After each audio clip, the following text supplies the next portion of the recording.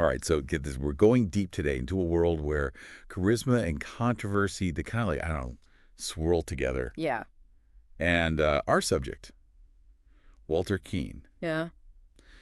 um, the man behind those haunting big eyes paintings. Mm-hmm. You know the ones, right? Yeah. Seemed like they were everywhere back in the 50s and 60s. Oh, everywhere. But was he like a true visionary artist Right. or just a really, really good con man? That's what we're here to figure out, right? Yeah. And it's interesting, even if you don't recognize the name Walter Keane right off the bat, Yeah. you've definitely seen the work. I mean, those paintings of the children, those big soulful eyes, Oh, yeah. they were everywhere. Posters, postcards, plates, you name it. Totally. Even some pretty big names back in the day, celebrities, Yeah. Natalie Wood, Joan Crawford, they all had them.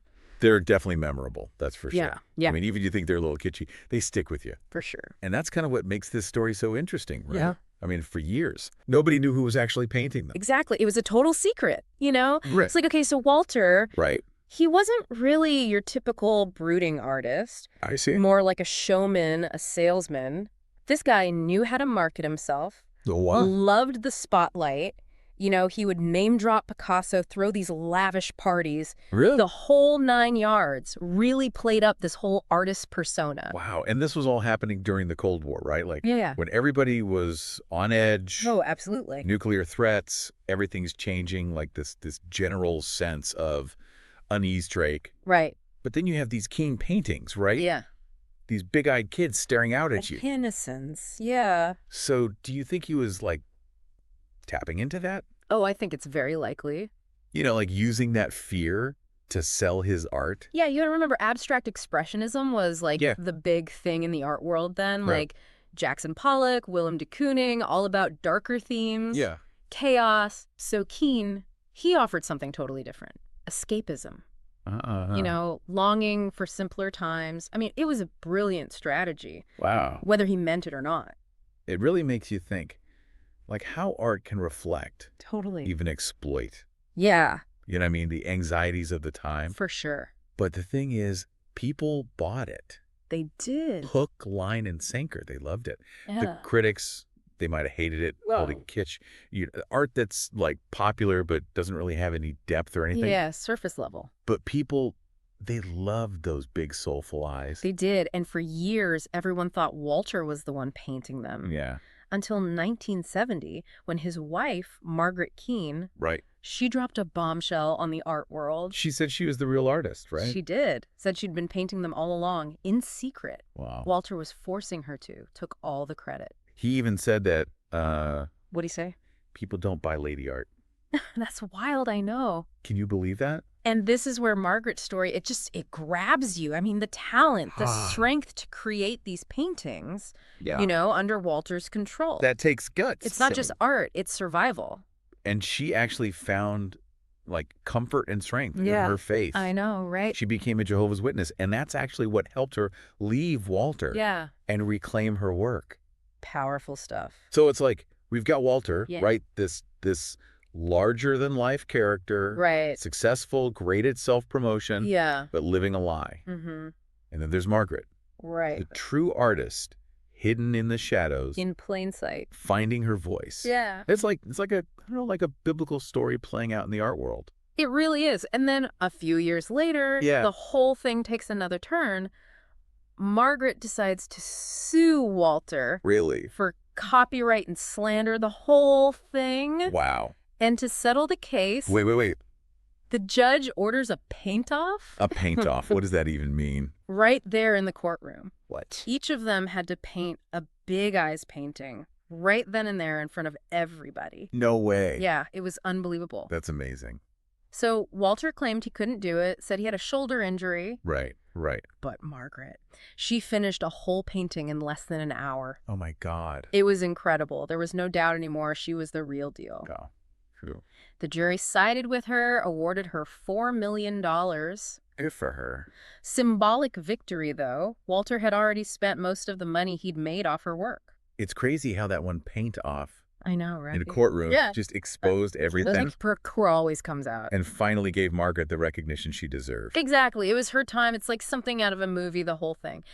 And speaking of movies, Walter's life was kind of like one big movie. Really? His autobiography is wild. Oh, yeah. Affairs, hobnobbing with celebrities like Kim Novak, Wow. Jack Kerouac. It's amazing. Who knows how much of it is actually true, though? Right. Yeah. Hard to know what to believe with Walter. Totally. But going back to the paintings, I'm curious about the big eyes themselves. Yeah. Like, what do you think it is about them that's so appealing?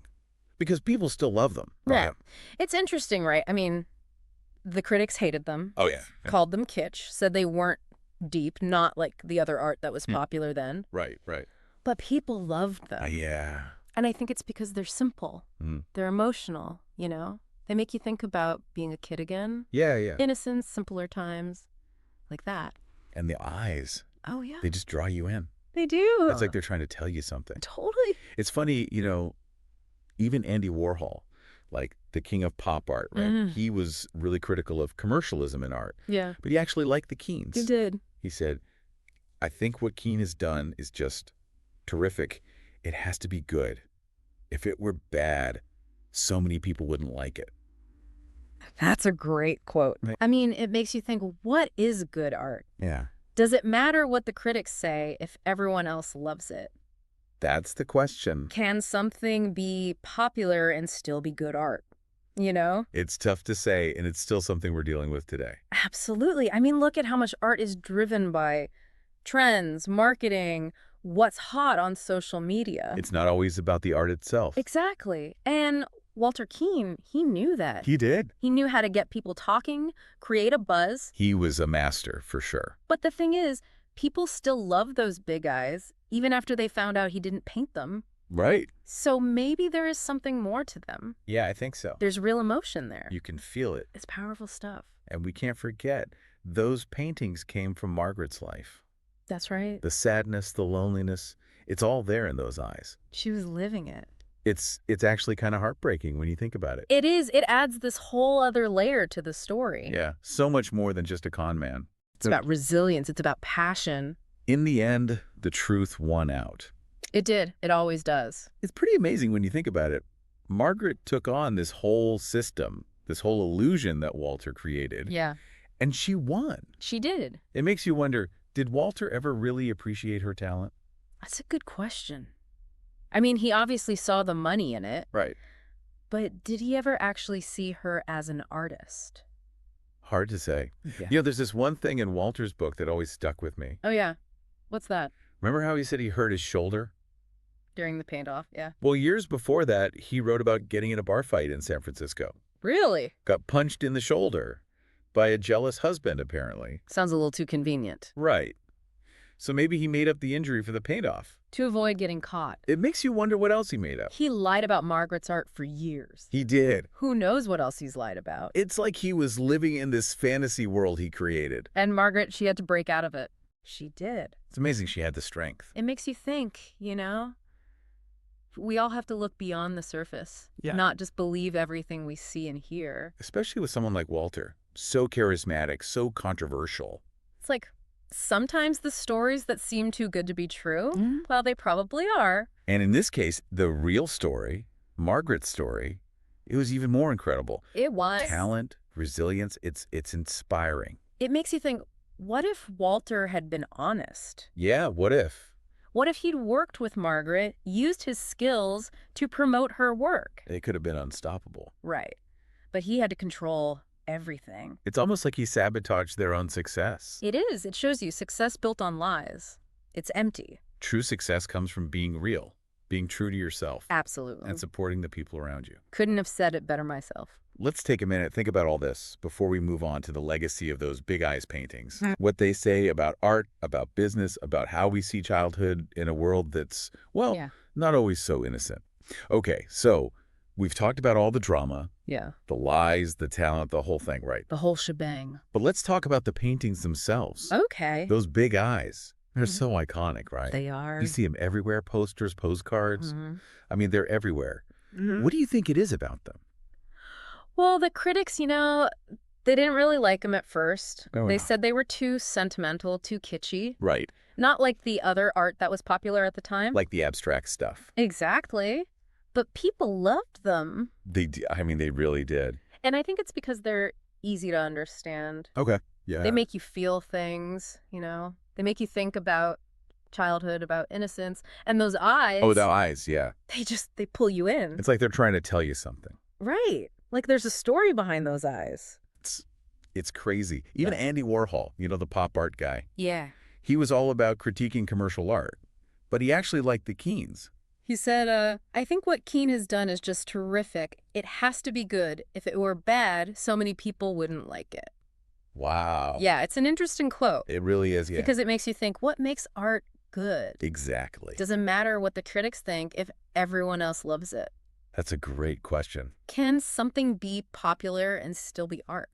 It's a tough one, isn't it? And we're still figuring it out today, I think. Yeah, absolutely. I mean, look at how much art is driven by trends now, you know? Oh, totally. What's hot on social media? Exactly. It's not always about the art itself anymore. It's not. But with the Keanes, even after everyone found out about Walter, people still love those big eyes. Right. So maybe there is something more to them, you know? I think so. Something that goes beyond the marketing, the whole controversy. Yeah. It's like there's real emotion there. You can feel it. And we can't forget those paintings came from Margaret's experiences, you know?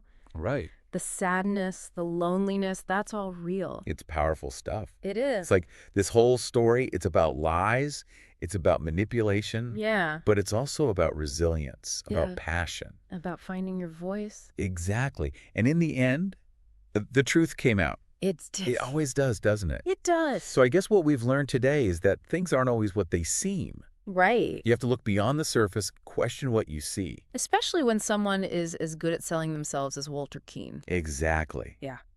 So next time you see those big eyes staring back at you, remember Margaret, the woman who created them, the woman who fought for her art. And won. And ask yourself, what do those eyes mean to you? What are they trying to tell you? Because maybe, just maybe, they're a reflection of something we all want, you know? It's something simpler. Something more real in a world that's, well, let's be honest, not always so simple. Not always so real.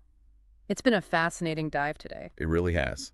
So thanks for joining us, everyone. And until next time, keep questioning, keep exploring, and keep looking for the truth wherever it may be hiding.